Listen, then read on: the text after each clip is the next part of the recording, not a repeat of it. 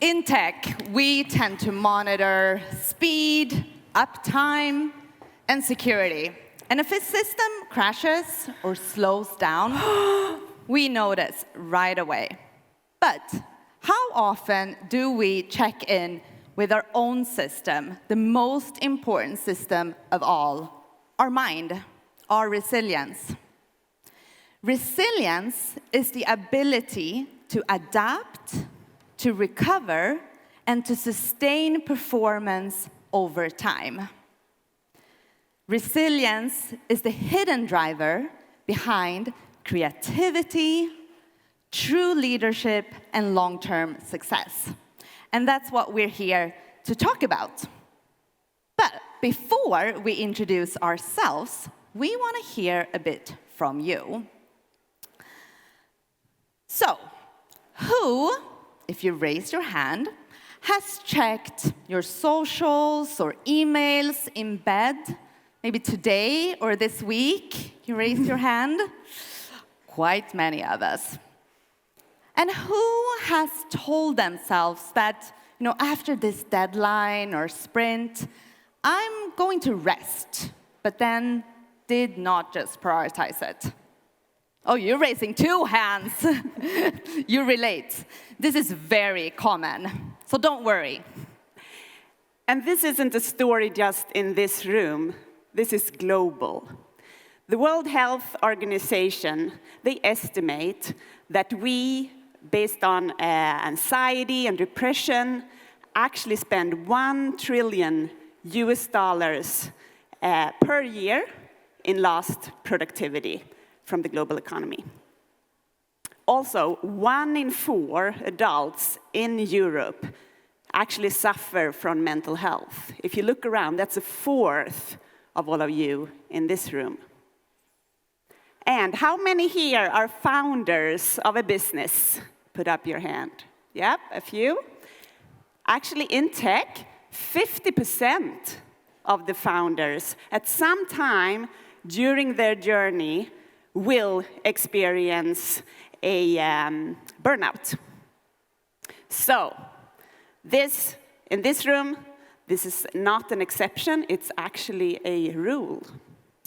So we're all running ambitious systems. We're running companies, careers, studies, teams, but the human system behind all of that is often running in the red.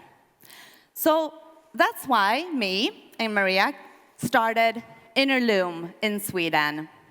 Our extensive experience in mental health in the workplace and leadership development combined, and we're weaving in mental health and resilience in the workplace through practical tools in organization that really unlock creativity, reduce burnout, and create happier and healthier cultures.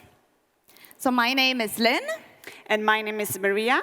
And today's goal here with you is to talk about why resilience matters, and also to learn some tangible steps on how you actually can strengthen your resilience.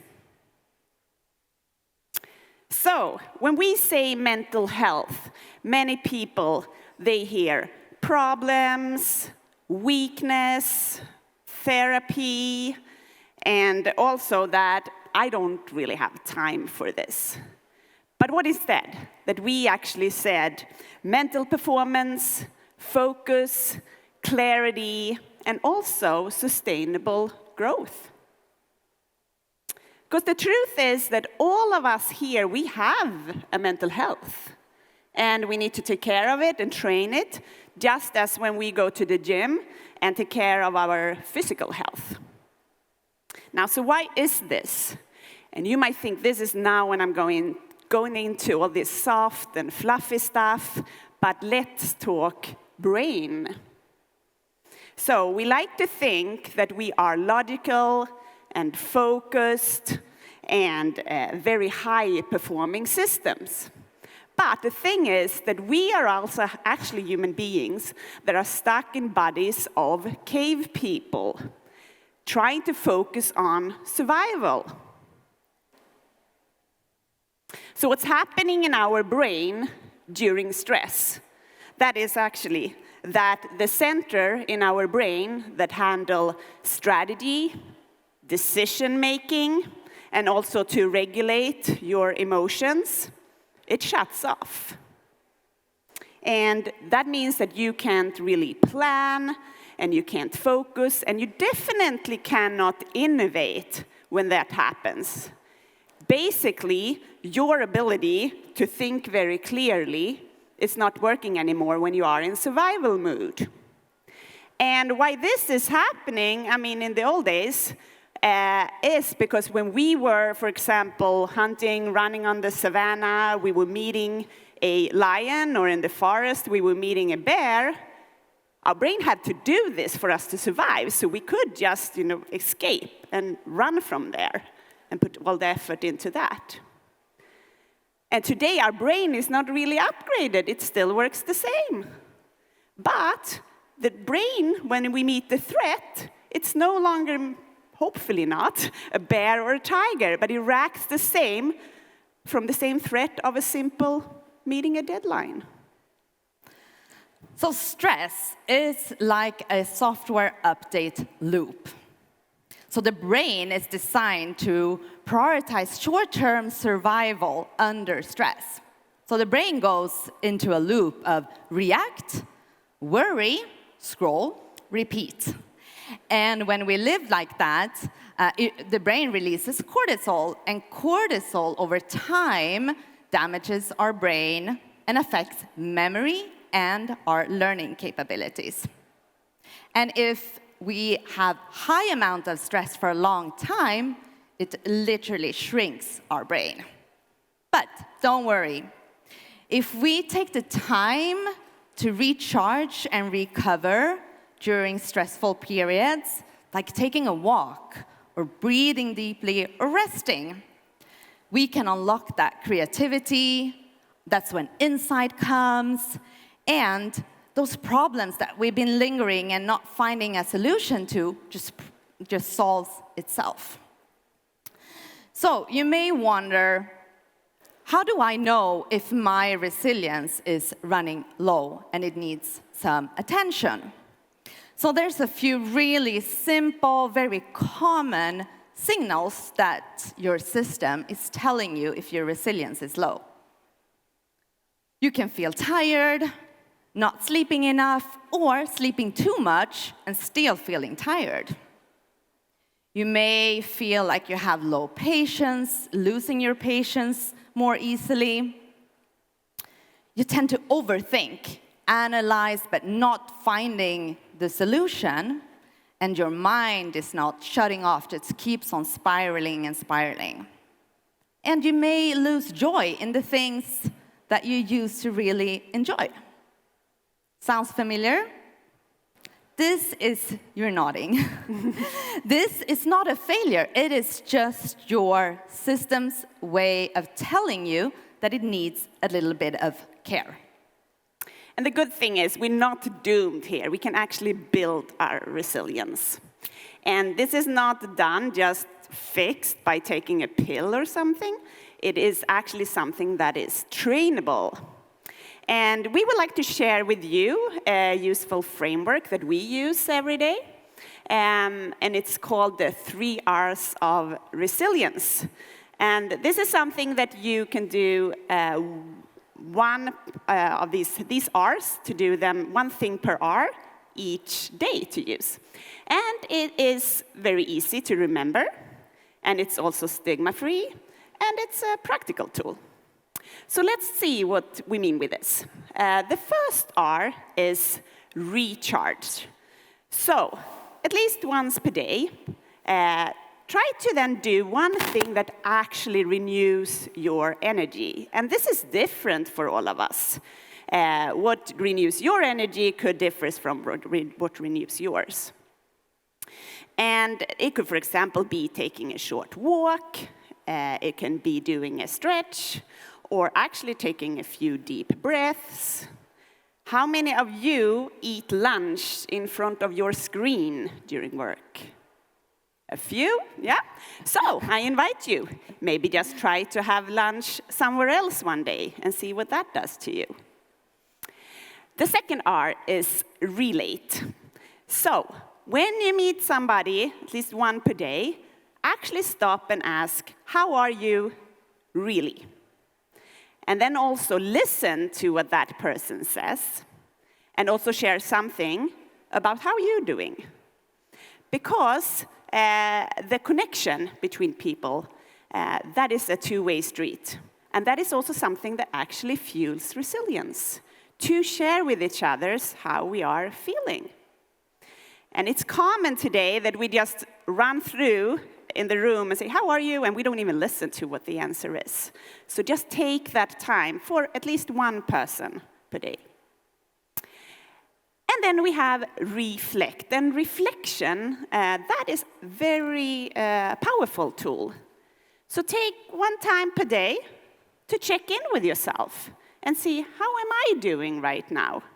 And putting words on your own emotions is something that make you, in the end, also be able to handle your emotions. And checking in, what did I actually learn today? And that is something you can use to work and improve in your work. Or also see, what do I actually need right now, and feel that. And those needs, you can communicate to the colleagues or your family also, so they can meet them. Do you dare to try one of the R's right now? Well, you don't have a choice. Let's do it. So I want you all to just breathe in. And then breathe out. Breathe in. And breathe out. And what's really cool about these two breathe in and breathe out is that whether you like it or not, your system is actually already calmer and more focused. It brings more clarity. So just those deep breaths, given that you took them deeply, increases your focus. So resilience is the driver for sustainable performance, for you, for your team, and for your company. Imagine if we treated our resilience the same way as we do for our physical health, with training, care, and openness. What would the payoff be? It would be more creativity, stronger teams, and healthier leadership. So how can you now start to bring in resilience into your teams, your workplace? A few suggestions from us. Start your team meeting with a 30-second check-in. You can ask your team, what's your energy level right now from 1 to 10? Really quick one. When I worked at Spotify and led our mental health strategy there, we implemented a resilience Slack channel that people loved, sharing ideas and tips of how you can build your resilience in your team or as a leader, as an individual.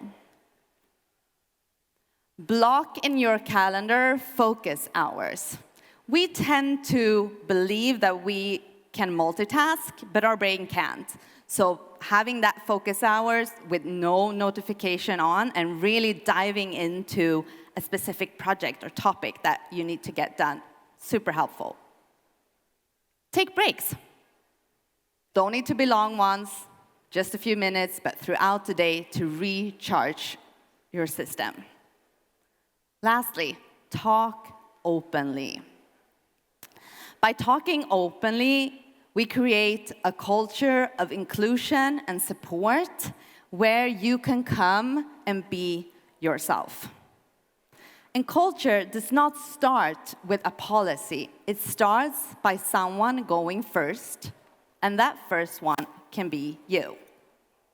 But don't put up too high ambitions for yourself. That's very common, especially when we exercise, that you say, oh, I'm going to start exercising, I will run a half marathon, instead of maybe when you should just start to run around the block. So start with one R of our R's of resilience. Just pick one. And resilience is not built in grand gestures. It's actually built in very small, consistent steps. And sustainable performance for all of us in this room starts with that choice.